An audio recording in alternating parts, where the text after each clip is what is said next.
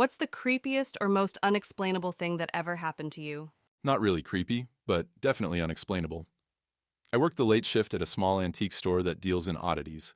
It's mostly quiet, with a few creaks and groans from the old building and shelves filled with strange, forgotten relics.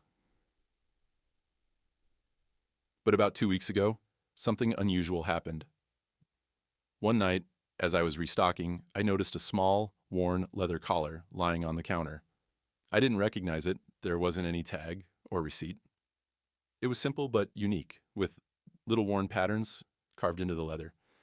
I assumed someone had left it behind and tossed it in the lost and found box. That night, I started hearing things, soft scratching sounds, like paws on wood, and the gentle thump of something padding around.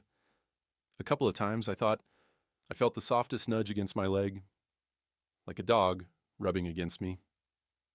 But each time I looked down, there was nothing there, just the empty store and that strange collar sitting on the counter. Then, last night, the scratching noises returned, closer this time.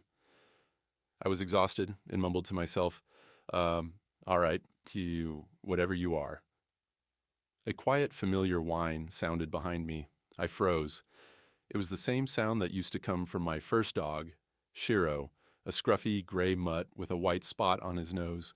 I hadn't seen Shiro since he went missing the night before my family moved away years ago.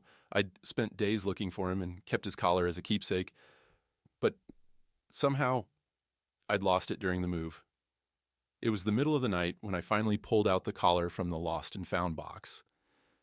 As I turned it over in my hands, I noticed faint letters scratched into the leather, just the edges, barely readable. My breath caught. It was Shiro's name, carved by my own hand when I was just a kid. I have no idea how it ended up here, of all places. I don't know if Shiro somehow found his way to me, or if the collar held some part of him all along.